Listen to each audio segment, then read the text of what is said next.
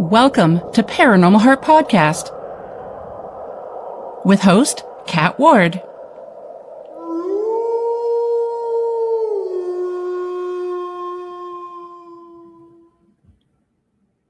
Welcome to Paranormal Heart Podcast, Paranormal Talk with Heart and Soul. Tonight's segment is streaming, not live. I apologize for that. I just had a little mental block there.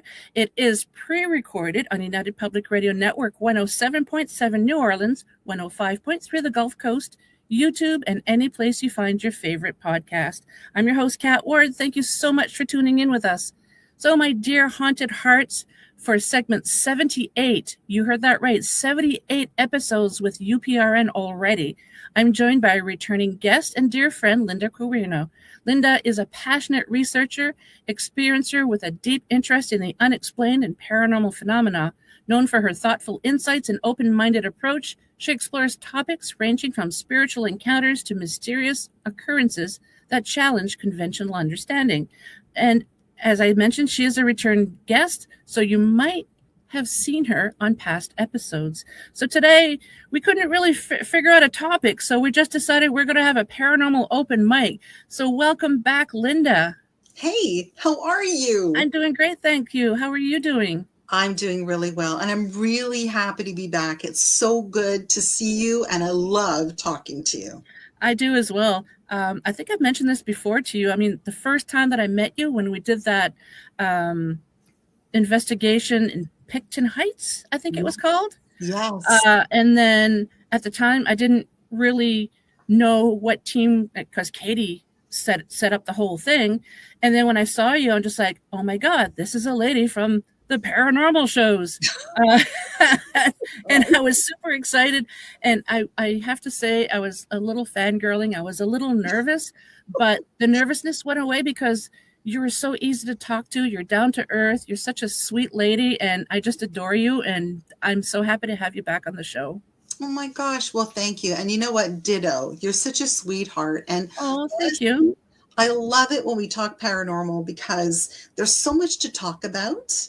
And yes, everything's laid out on the table. Like we can talk about absolutely anything. Yep. Not to worry. Nothing is off the table. We're good. Yeah, like my listeners have heard me say before, when I first started the show 8 years ago now, I used to think paranormal was just ghosts. And then as I got into it a little bit more, I realized, no, there's so many branches to that paranormal tree. That's just so fascinating. And so many people around the world, no matter what culture or anything, they're having these same experiences. So there has to be something to it. Yeah, and that's, I think, the joy and the beauty of being in this field and doing what we do, because there are so many people that have such of the same experiences. I mean, that commonality of experience is so important, because most people, when they have an experience, as you know, they often say, oh yeah, I'm losing it. Right? I'm bananas. I know I'm bananas. Yeah. No, you're not bananas. I've told some friends, yeah, you're bananas, but what you experience is real. Well, yeah, that's true too. I know a lot of people who are bananas, but they're fun. So yes. That's okay. Yeah. It's all good. So before we get into it, can you just tell the viewers, because I am growing on the network, so there might be some audience members who don't know who you are. So could you just give us a quick background on like you have your own show and the name of your team and everything? Yeah, absolutely. So I'm Lynda Quirino. I'm the founder and director of the Georgina Paranormal Society. I've been doing this work for this year makes 45 years. I know it's kind of crazy, right? It is. I started way back when in Montreal when I was a lot younger. Then when I got married, we moved to Ontario and started in Toronto and then kept moving north. So I ended up in Georgina, and I did do some work with the Toronto Ghosts and Hauntings Research Society. So I was with them for, I don't even remember, I'm going to say about 7 years Mm-hmm. as their assistant director. And there were so many things that were happening north of the city that I decided, why not start my own paranormal society up here and see what the interest was, and it was phenomenal. So I started the Georgina Paranormal Society in 2012. Mm-hmm. We have bi-monthly free meetings that are open to the public, and people come and they talk about their experiences. We have That's guest amazing. speakers. It's so much fun. But yeah, I've done so much. I do a show on Sunday evenings, which is live at 7 p.m. Eastern. It's called Paranormally Speaking. I And love that. I know, right? I Yeah. do it with a couple of colleagues, one from Edmonton. Her name's Kathy Oh, Rogers. I didn't know that. Yes, I Okay. know. And then the other one is Trevor Palmer, and he is with Western Idaho Paranormal. So that's a lot of fun Nice. too. So we have sort of different perspectives, and yet, we all kind of merge and get along really well together. And there's a lot of interesting topics and interesting guests, much like yourself. And yeah, so it's fun. And of course, I was on Paranormal Survivor Yes. for 3 seasons, along with Katie Turner and Michelle DeRoche, amongst others. And we had so much fun, like so much fun. It was a great show. And all the cases were actual cases. One of my UPRN sisters was actually on the. She had an episode about. Oh my God, I can't remember which season it was. I don't want to mention her name because I don't have permission, Yeah, Um, but she has her own podcast. She's also on the network, and yeah, so many like that show. It's just amazing how many people I've actually met from the show. yeah, it's true. It was a great show. I'm so disappointed that it's not around anymore, but it is in Yeah. repeats a lot. So when it's in repeat, I know it's in repeat because I tend to get a lot of, email and all kinds of stuff, which is great because, paranormal issues, people have them. And if they can watch a show like Paranormal Survivor and know that they're not alone in their experiences, that's so Hmm. important. So important. I've even had that experience because if you recall, and I know my audience knows, as a child, I used to see the Hat Man, but he was 4 feet tall. He was a short one. And after I think we lived in that apartment from the age of 5 till I was like 12 or 13. I can't remember the exact age. When we moved away from the apartment, never saw him again, but I've never forgotten him. And then years later, I was watching a podcast and or listening, and I reached out to them and saying, hey, because they were talking about the Hat Man, and I'm just like, because this is way before I got into investigating and having my own show, and I reached out to them saying, hey, I encountered the short one. I didn't even know this entity had a name.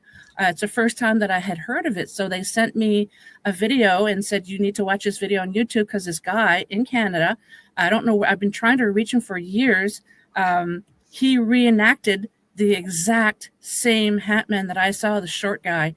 And for a split second, that childhood terror came back. And then I'm just like, holy crap, somebody else has experienced it. So having shows like all these different paranormal shows, I find is important because, like you said, people realize that they're not alone, that other people are experiencing this too. Oh, yeah, absolutely. And I think that's why when you reach out and as a team leader, I think it's important to reach out to the general public Mhm. to kind of, do that dance because you need to ask the questions. You need to have a safe space that you can actually share Mhm. issues and experiences with other people who get it because so many people don't get it, right? They Yeah. make fun of people that have had these experiences, but these are real, and people are sometimes quite traumatized by them. Yeah. Yeah. I've seen married couples split because one had an experience and the other one didn't. It didn't believe it, and it just caused so much stress. And then the one who encountered it thought, well, maybe it's in my head, and they were never the same person again. I mean, and it's so sad to see that. Yeah, it's absolutely true. But Yeah. that's why, when you talk about paranormal shows, I always tell people if you're interested in the paranormal, I Hmm. think it's important to watch these shows. I mean, the good, the bad, and the ugly. Yeah. Yeah. It's really important because Exactly. as you get into the field and you start to do some research and have experiences of your own and talk to other people, you Hmm. realize which ones are the good, which ones are the bad, and which ones are the ugly. Yeah. you know, And I feel as humans that the paranormal kind of brings us together because, like I mentioned earlier, and I've mentioned several times, it doesn't matter your religion, your color, like if you're rich or you're poor, people around the world for generations have been having these encounters. So it is fascinating. yeah, it totally is. And I do think that the commonality is what brings us all together. Yep. And so many more people now are interested in it because it's acceptable to be interested in it now. It never Because of the TV shows. Yeah, Yeah. exactly. It Yeah. never used to be that acceptable, but it really is now. And a lot of people who are on teams that I've Hmm. met, like newer teams, they'll say that they've learned a lot of their techniques through the shows, which I find fascinating. And they call people out, which is hilarious. Yep. But there's so much to talk about, so many techniques and so many new people in the field that I love to see the broadening of the knowledge. It's so great. You're not Yep. so stuck. It's Yeah. everywhere. And paranormal isn't just ghosts, as you said, it's everything. It's cryptids, it's UFOs and extraterrestrials, and so many more things, which Hmm. I'm so excited about. It's just, it doesn't have blinders anymore. Yeah. Years ago, when I first started hearing about people giving paranormal classes, I used to laugh at that.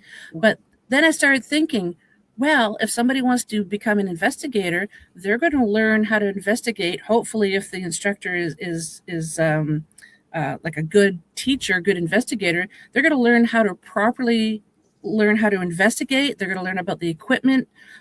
So yeah, after I started thinking about it, it's like, well, I'm sorry for everyone that I ever made fun of, but it's a good idea if they're legit and they're good investigators and teachers.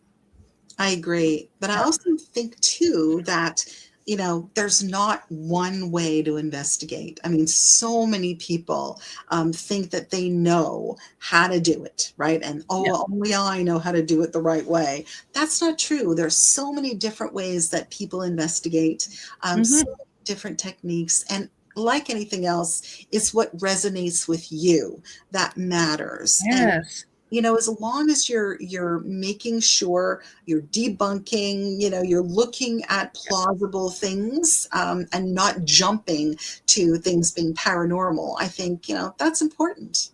Yeah, definitely. I have a friend in Newfoundland. He doesn't investigate anymore, but he did also have a podcast. Again, I don't have his permission. I don't want to mention the name or anything, but his specialty was EVPs. I mean, he would go just with a recorder. That was his style, and he used to capture great content. Um, so I know for myself, maybe it's the same with you. Sometimes you go on an investigation and you have say a millimeter and you're not getting anything, but you give it to another team member and it like you're getting everything. So it's almost like it depends on the individual, depends what their vibration is that night. Just there could be so many variables. Yeah, I totally agree with that. And honestly, Equipment is great, and I don't knock it. I think it's fabulous, especially when people want validation. They Yeah. want, right? They want those bells and buzzers, and they want those lights to go off and on, and Yeah. love all the sounds that all of these pieces of equipment can make. But I have to say, because I started doing all of this so long ago, um, Hmm. and we didn't have all of this equipment.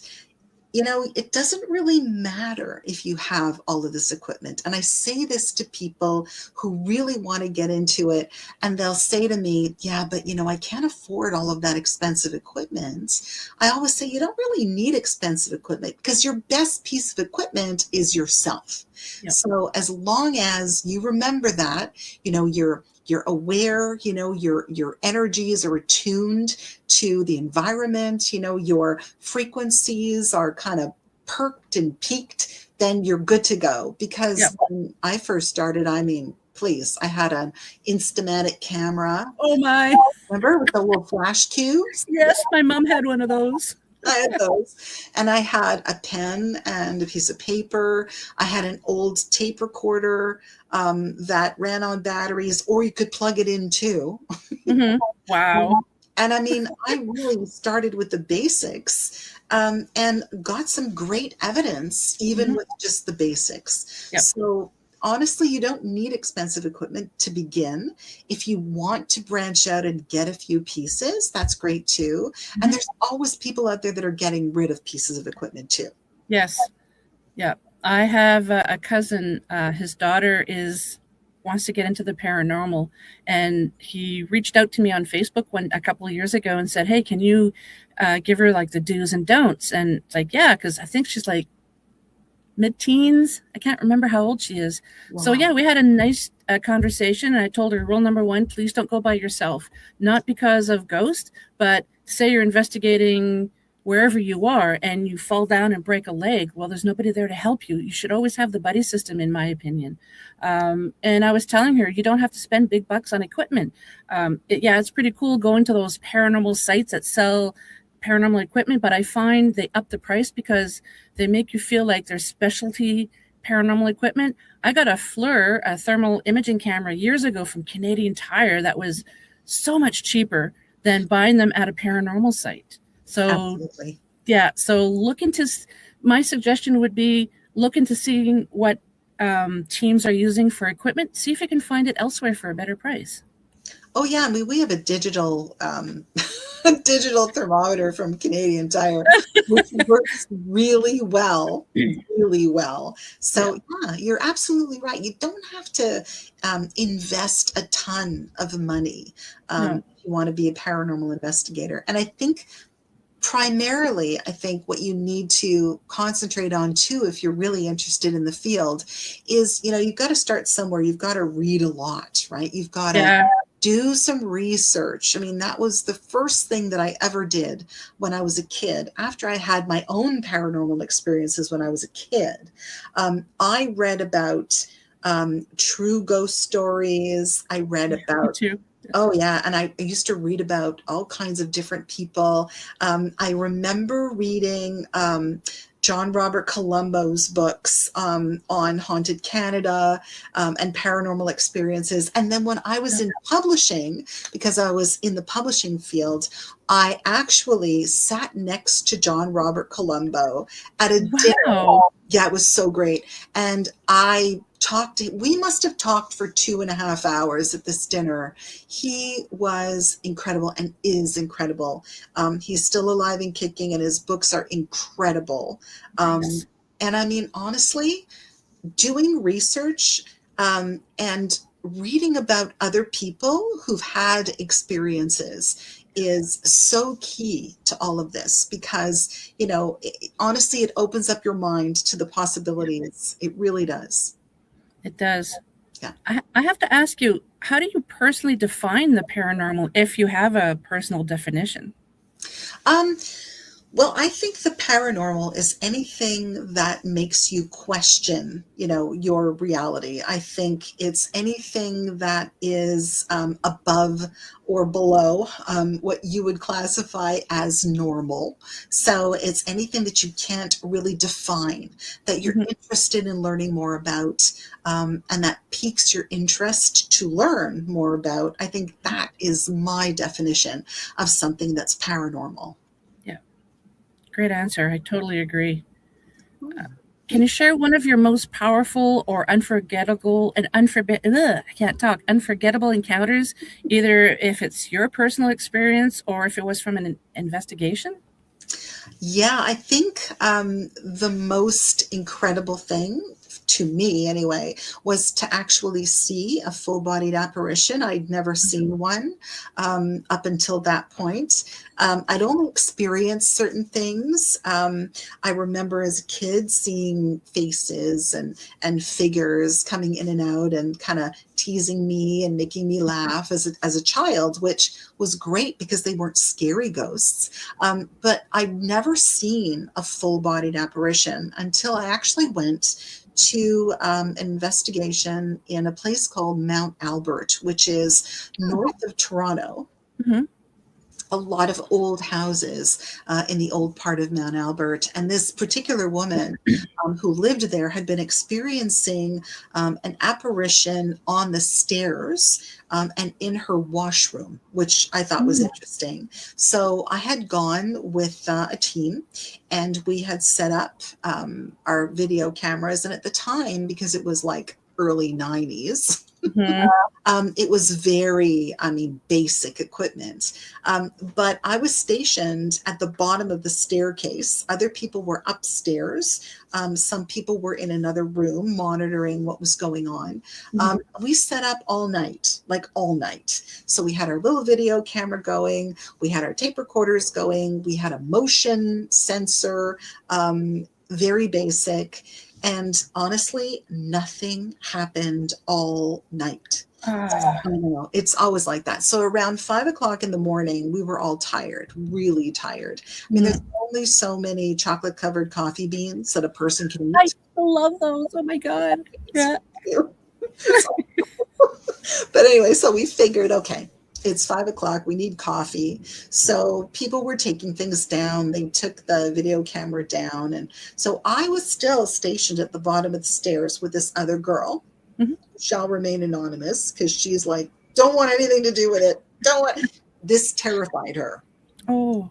It terrified her because everybody left, and I'm sure you can picture it, the old houses where the staircase was located sort of near the front door, in Kind the of narrow too, not right, very wide. Yeah. not very wide. So we were at the bottom of the stairs and we were just kind of talking about, the nothing that happened all night. Um, and we were just standing there, the only ones in the house. And all of a sudden, the temperature dropped dramatically. I mean, Hmm. dramatically. This was in the summertime and it was warm. Old house, no air conditioning. Yeah. It was hot. And then all of a sudden, it was cold. But we're talking really cold. And we looked at each other as if to say, okay, something's going to happen. Yeah. And for sure, something did. All of a sudden, this woman, as solid as you or me, literally came down the stairs and was gliding down the stairs. And I say that because she glided down the stairs, very focused on the front door. So she didn't look at us, very Hmm. focused on the front door, and then went right through the front door. Do you think that was residual? I believe that it probably was, Yep. but she had no feet. That was the most incredible thing. She had absolutely no feet, but she was as solid as you and me. I think this was probably a residual, because even the woman who lived there didn't really have an encounter with her, couldn't really speak to her. Hmm. So I think it probably was. Yep. But wow, what a residual energy that was. No kidding. It was When you incredible. when you were talking about her coming down the stairs, I was actually picturing she didn't have any feet. So when you mentioned she didn't have any feet, I was just like, oh, wow. No feet.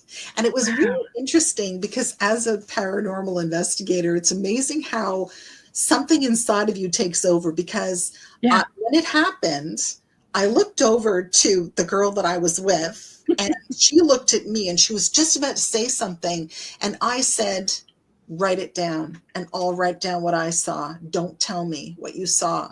So we spent the next, 5 minutes writing down what we saw To and then we compare notes. notebooks. Wow. And it was like, oh my God. So when that happens and you have somebody there with you, Mm-hmm. to corroborate, right, what actually took place, that's so key. And when you were talking about don't go alone on a paranormal investigation, because Yeah. you might hurt yourself or fall. In this case, yeah, don't go alone because there's always somebody there with you to Yes. corroborate, to Mm-hmm. say, okay, she's not alone. I saw exactly what she saw. So that Wow. changed me for a very long time because I'd never seen anything like that. Mm. So when people say, oh, I don't believe in ghosts or that, ghosts and spirits, yeah, right, sure. Oh, yeah, they exist. They Yep. exist. Do you remember what she was wearing? I do. It Do was, tell. oh my gosh. So it was a gray dress and she was quite portly. And it was a gray dress, and she had on an apron, but it was just an apron like from the waist down. Okay. Yep. Um, but that was what I remember. She had her hair pulled back, and it was like in a bun at the nape of her neck, Mm-hmm. and she was just focused on just walking down those stairs and out that front door. Pretty incredible. And I remember saying to a colleague at the time, I'm sure it's because this is what she did probably every single day of her life. Yep. And it was the focus, it was the energy. She was obviously a very strong energy Mm-hmm. life. So that's definitely an imprint of her, her energy, that energetic Yep. sort of imprint right into the ether. It was just quite amazing. I've never seen anything like that before. Other than the temperature change, do you recall if there was any strange smells or sounds? Um, it all happened so quickly. Yeah. Uh, the temperature change was the thing that I remember the most. Yeah. Aside from that, I don't remember there being a smell. I don't remember anything like that. Although I do somehow remember that the atmosphere was really charged. Like it felt like there was an electricity in the Mm-hmm. and I it was hard to it's hard to kind of put into words, but it's almost like when you go to the science center and you put your fingers on that thing that Yeah. Yeah. And then your hair goes out. yeah, it was kind of like that. But what I do remember too was as soon as she went through the front door, the Mm. temperature just dropped like a stone again, or rose like a stone because it was Oh, so yeah. hot Yeah. that day, right? That all of a sudden it went from being very cold to being excruciatingly hot again. Yeah. And that, I think, was amazing too, because for all of those years prior, I remember encountering cold spots and talking about them. Mm-hmm. But this was me actually experiencing, that incredible cold that people talk about when they experience that kind of an apparition. So Mm-hmm. it's amazing. Have you ever seen anything like that again? Nothing that dramatic. Yeah. Yeah. I mean, I've seen, oh my gosh, mist anomalies, orb anomalies. Mm-hmm. I've seen partial apparitions, but nothing like that. Hmm. That was incredible. The only thing missing were her feet. Yeah, that's wild. No, when you mentioned the orb anomalies, did you see them physically with your eyes, or were they on camera? Or Yes, it's interesting. One of the very first investigations that my team did, um, we saw many orbs with our naked eye. Of course, we saw them on our pictures after they, Mm-hmm. well, you know how that always happens. You don't see them, and then all of a sudden you're looking at your pictures, and there they are. So Yep. we saw some of those as well, but we did see many with our naked eye, and it was really interesting when that happened because you never think that you're going to see that, and you always doubt that Yeah. you're actually seeing what you're seeing. And they're Mm-hmm. large. I mean, these weren't tiny little orbs. These were massive orbs. And Wow. it was really interesting because one of them in particular, my assistant director at the time, she took a picture of it. And when because we both saw it, and she Mm. just snapped it. And when we looked at it, you could literally see a face in the middle of the orb. I've heard of that happening. Yeah. Isn't Amazing. that amazing? It really is. It really is. And I do remember reading something about, I'm going to say 10 years ago, Mm-hmm. about orb anomalies and how some investigators truly believe that, yes, they are sort of energetic anomalies for Mm-hmm. sure, but they're also akin to DNA. So when you look at them, they look like DNA, Ah. which is really interesting because if you think about them as ghosts, as sort of residuals of or leftovers of people Mm-hmm. who were alive, we all have a DNA sort of energetic kind of imprint, and that really was fascinating to me, really fascinating because they do kind of look like DNA. I've never even thought of that. Yeah, Wow. yeah, it's kind of cool. Yeah. Kind of cool. When when people ask me about like especially people who don't really believe in the paranormal, and I just say you can just feel the energies, you can feel the entities, and they're like, "How can you feel something like that?" I'm like, "Have you ever been close to an electric fence that was actually on?" They're like, "Yeah."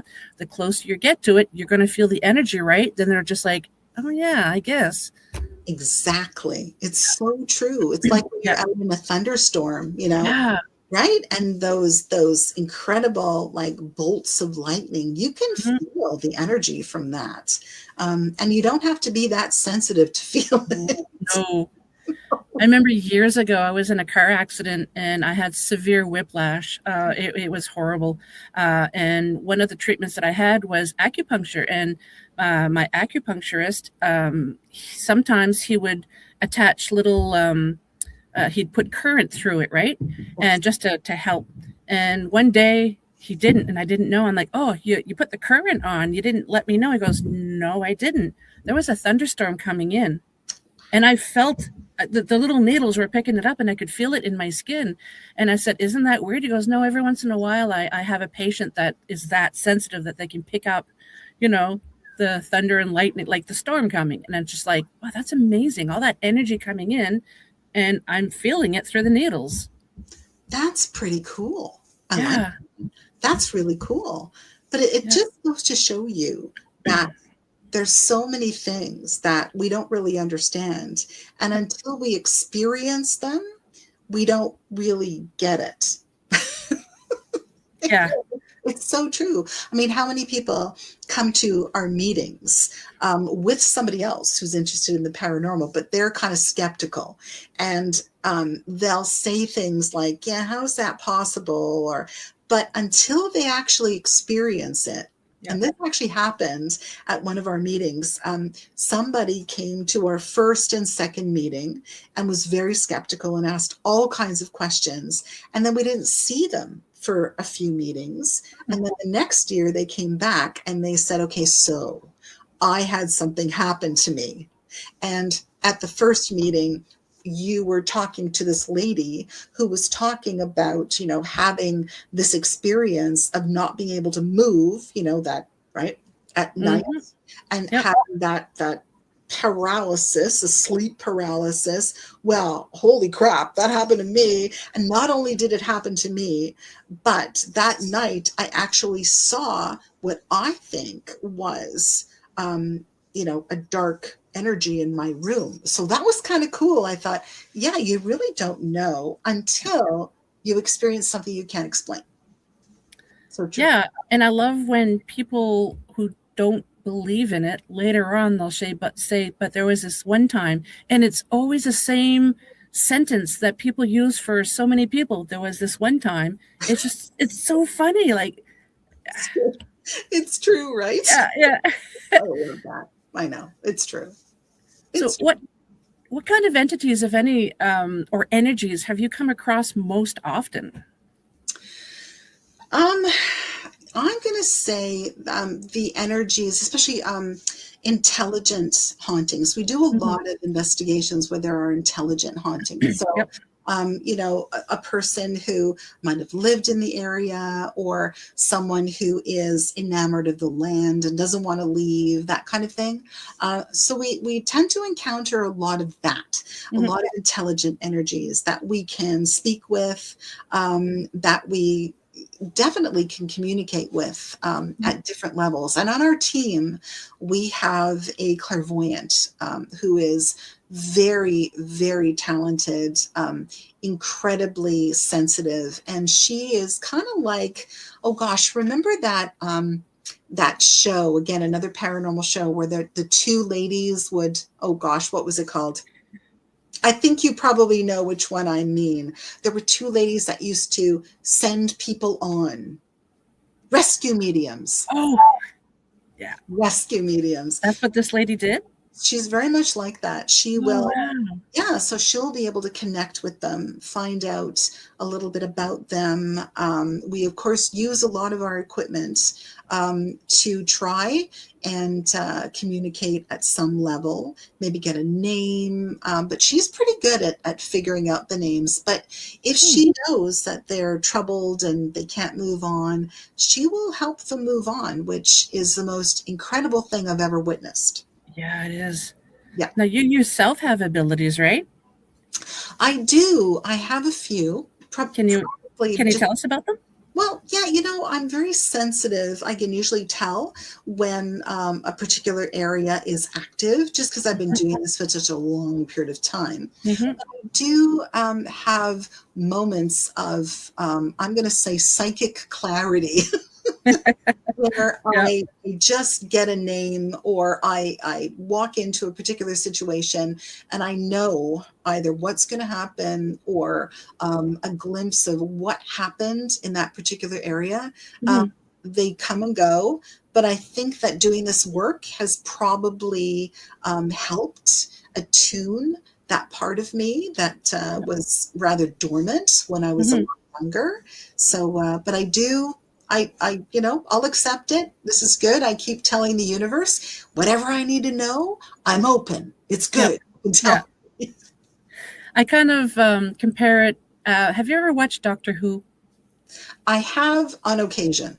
Okay. On I used occasion. to watch all of the, like, I just love that show. And I remember there's a few times that, so when you have Doctor Who and his companion traveling, once the companion has been off Earth and gone to different times and dimensions and all that, that certain alien species will actually recognize that that person, I guess there's kind of like almost like a light about them that they know that they've left Earth before. And I kind of feel that way about the paranormal, that once you start opening your mind and accepting it, then you're going to have more encounters. I think that's very true.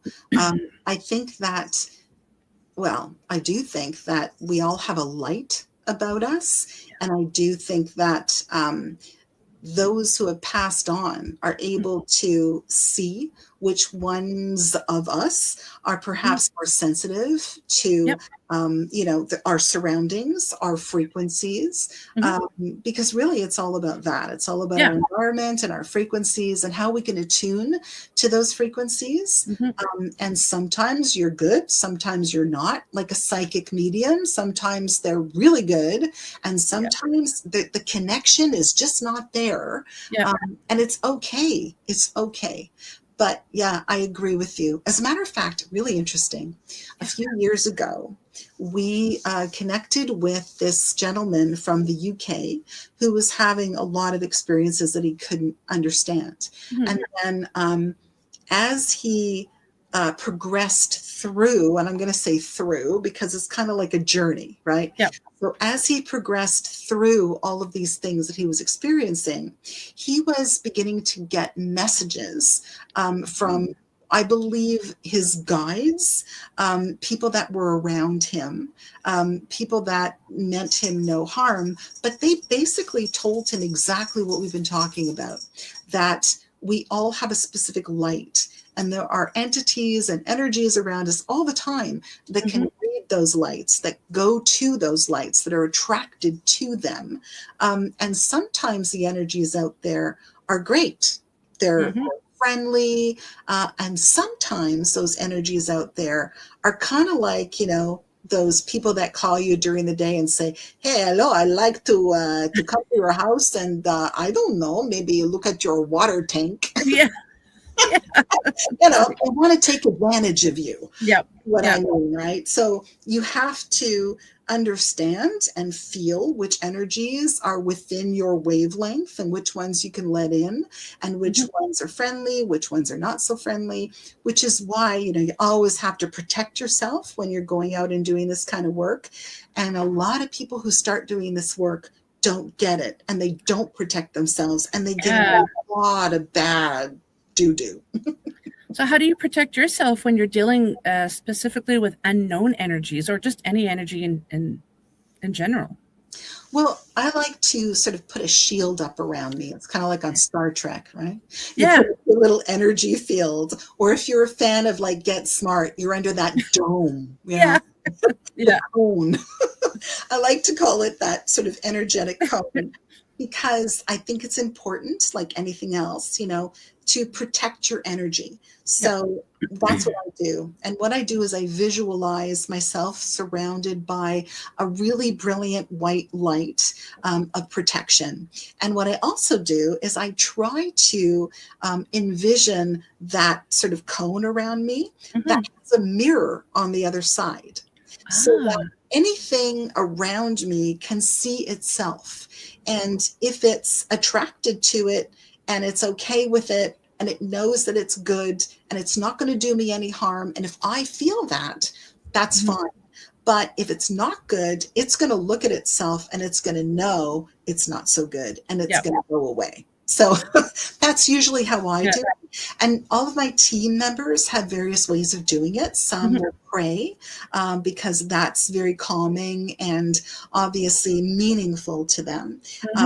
And it makes them feel protected. And I think whatever you do that makes you feel protected from anything that, wants to do you any harm is a good thing.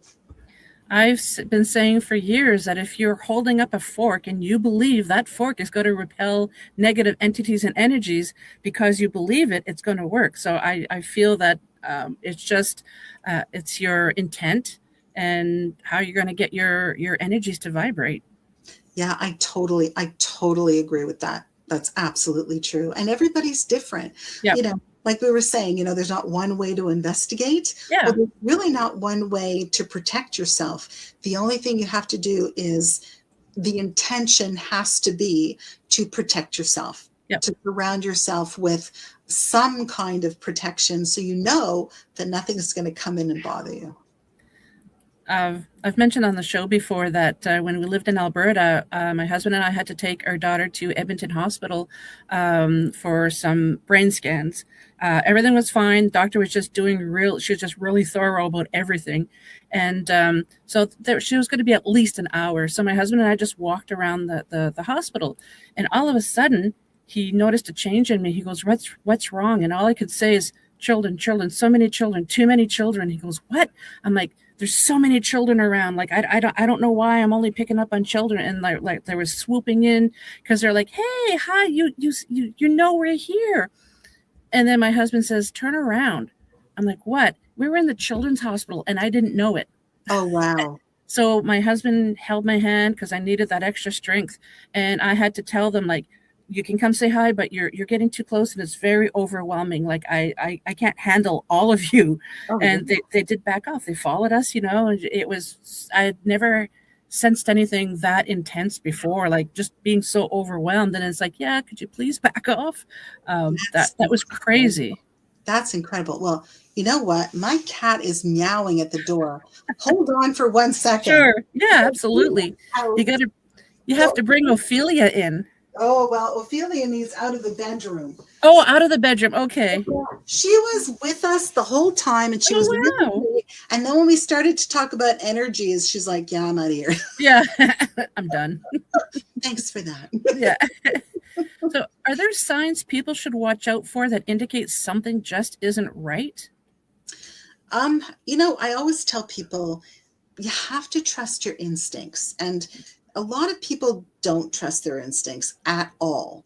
I mean, and sometimes Yeah. I'm not good at it either, especially if I'm not feeling well, Yeah. or something's just not right. There's self-doubt too. Like, Yes, Yep. yes, exactly. But I think if you know that something is not right in a specific area, Mhm. um, stay away or put up more protection. If you really need to be there, put up more protection. Mhm. And I always tell people that they have to be aware of where they are. I mean, be hypersensitive, be aware of where you are. Yep. And if anything should happen, have a plan. You always have to have a plan. Yep. But when you're doing this kind of work, it's very important to trust your gut. And I think, you have to be prepared. Never go on an investigation or be involved in any kind of, divination work or anything like that. Mhm. If you're not feeling your best, if you're Yep. feeling weak in any way, I mean, something is going to sense that you're weak because your barrier will be weak. So Yep. make sure your barriers are strong. And I think that's probably the best advice that I could give someone. Mhm. Yeah, totally agree. I mean, there's a few times we've done investigations, and the night of the investigation, I would message Katie and say, "I can't go tonight because I'm either not in the right frame of mind, I don't feel good, just something tells me not to go, whatever." And the whole team are just like, "Oh, you should come." It's just like, no, it's not that I don't want to go, but I shouldn't go. And then they respect that, it's like because it's for everybody's safety. Oh, 1,000%. Yeah. It's so true. And I know a lot of people find themselves in trouble often Yep. when, they don't trust their instincts and, against their better judgment, they go on an investigation and get involved in something that they shouldn't. Hmm. Um, because, there are nefarious people that will Hmm. um, put up roadblocks for you. And Yep. I mean, yourself. I mean, half the time when you do an investigation, it's because somebody has brought something in. Yeah. And Yep. sometimes it's, because they've used a spirit board or they've done some sort of divination and they weren't prepared and they don't understand it. And something came in and didn't want to leave. So, Yep. if you're vulnerable, they're going to know that you're vulnerable. And yeah, it's just not going to Yep. work. It's just not going to work. I've always taken a page out of Katie Turner's book when people say, well, the place has been cleansed and it keeps coming back. Well, one of the issues could be that you subconsciously want it to come back, but there's also, and I love how she explains this, when you sweep your floor, doesn't mean dirt, you're not going to bring in dirt from someplace else. You Yes. still have to sweep your floor. What's the same thing with saging? Absolutely. Yeah. That's so true. And Yeah. we've dealt with so many people that love to create this. They love it. Yeah. So they invite it all in. They have us come out.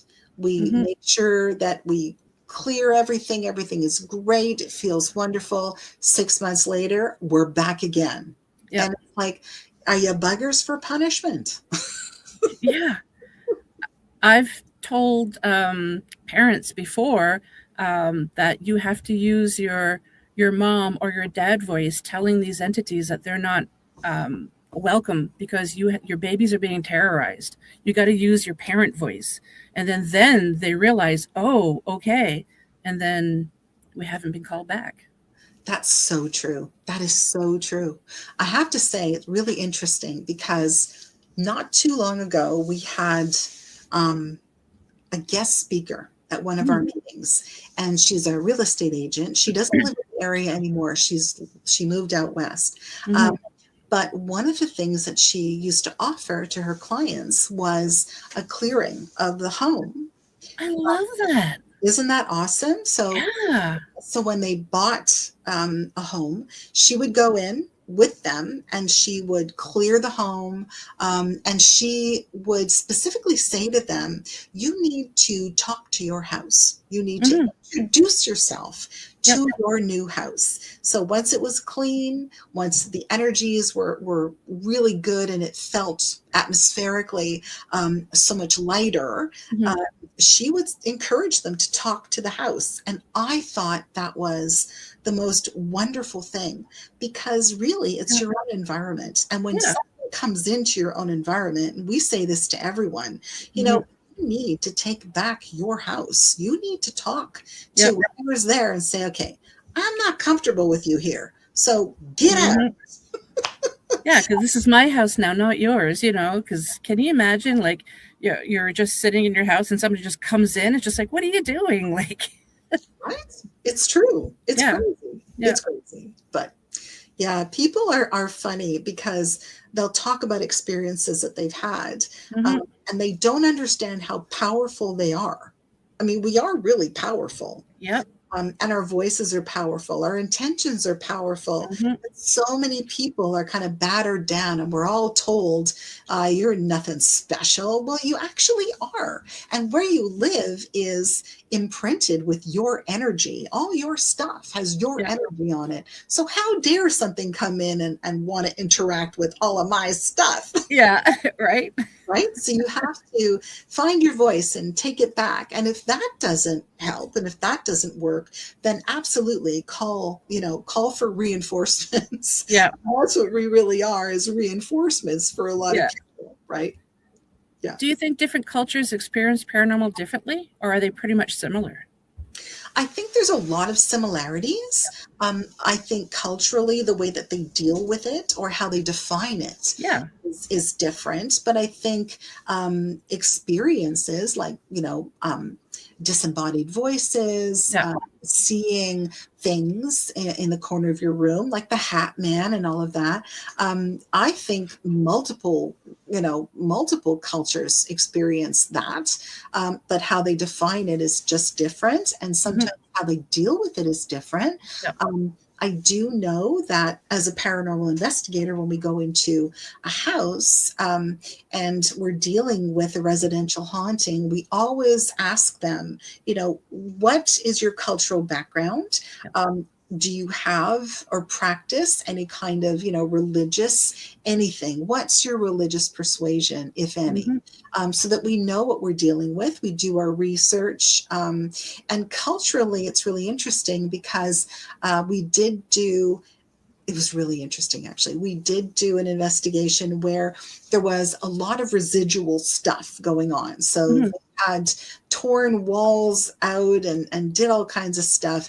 And of course, the person who owned the home, who was deceased, had built it by hand and was really ticked off with what they were doing. But there were residual energies as well as this poor old man who was really upset that his bookcase was torn down and Oh, yeah. that he built, right? But there were residual energies there as well. But the people who owned the home were very much influenced by feng shui and used feng shui in Mhm. order to block certain energies, deflect certain energies. Yep. So a lot of the residual energies that were finding ways of interacting and being present and upsetting the family, they were dealt with through feng shui. So Mhm. they were deflected, they were moved, they were even blocked in some cases.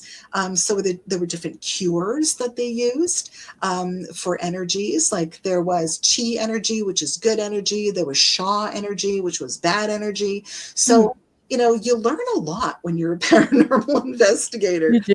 You really do. I love that part of what we do. Because there's some cultures you got to use holy water to cleanse. You got to use sage. I know some nationalities actually use bells Yes. and dance. And they twirl around. So yeah, it's really interesting on how some cultures, um, to have the same result, will use different methods. Yeah, it's really interesting because where we live, we're north of Toronto in Mhm. Georgina, and we're on Lake Simcoe. And Nice. yeah, it's really beautiful up here. I mean, gorgeous, highly influenced by all of those things that the water brings. And we have Georgina Island up here, and the Chippewas of Georgina Island First Nation are here and have been here forever. So we do have a lot of Indigenous energy in the area. So some of Mhm. hauntings and some of what we experience is incredibly rich in sort of indigenous history and Mhm. legend and lore. So some of the hauntings require us to use that energy and tap into that energy in order to understand what's going on and to clear Mhm. it. And one of those it was just incredible. A new house was having fires started in their living room. Wow. Like nobody could get in. They were a professional couple. They would come home to a little tiny fire started in the middle of their living room. Oh no. Yeah, little smoldering fire, which of Yeah. course destroyed their, a part of their beautiful wood floor. Oh. They would have to get fixed, I think, 3 times. But it was interesting because none of the smoke detectors or smoke alarms went off, which was Huh. really odd. But they came back to these little fires in the middle of their living room. They had set a camera up, and it was weird because it recorded the middle of the living room, and then all of a sudden the camera kind of fell up and started recording the ceiling. Huh. So yeah, it was very, Something knocked it. Yeah. something knocked it over, but there was nobody there. They had no pets. They were a professional couple, came home to these little fires. Anyway, they said that on occasion they would hear drums. They would hear drumming. Yep. And if that whole subdivision is built on land likely owned by the Chippewas, Yep. like occupied by the Chippewas, I should have said. And it was cleared. So all the trees were taken down. There was Oh. steel put in, all that stuff. So what we did was we reached out to a shaman in the area who came in and Mhm. diagnosed the problem and basically said that yes, the elementals were very upset, but these were not fires to upset them. These were fires to purify, um, Oh. which I thought was interesting. And he was given specific instructions Mhm. to leave out a gift of tobacco and fruit and all kinds of things, to plant a tree in the backyard, to bring in some stones to honor, right, the spirits of the land. And Mhm. it's really interesting that everything stopped. But what this gentleman said was, this is not the only home here that's going to experience issues because of what has happened and what has Hmm. taken place. And it's so true because since then, we've heard of at least 5 or 6 other homes in that subdivision Wow. having some issues. But it was the indigenous factor, which we Mhm. so educational and so interesting and so vital, right, to Yeah. the solving of what was going on. So Yeah. it's just, you never stop learning in this No. field.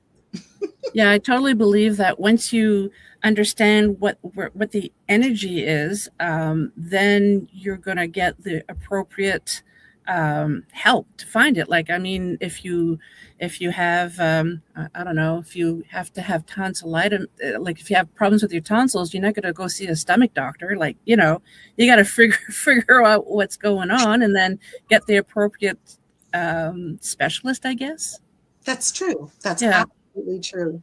But it's so incredible what, as a paranormal investigator, people think you do as opposed to what you actually do. Yeah, yeah, it's funny. It's kind of cool, I Yeah. think. Well, Lynda, we are at the end already. Do you believe that? I know. Oh, thank you, honey. Sorry. My husband just brought me a beverage. Oh, I can't believe an hour went by. Like, I think every show, like, I look at the time, I'm like, oh my God. right? So, could you please tell the audience where they can find you if they want to reach out to you?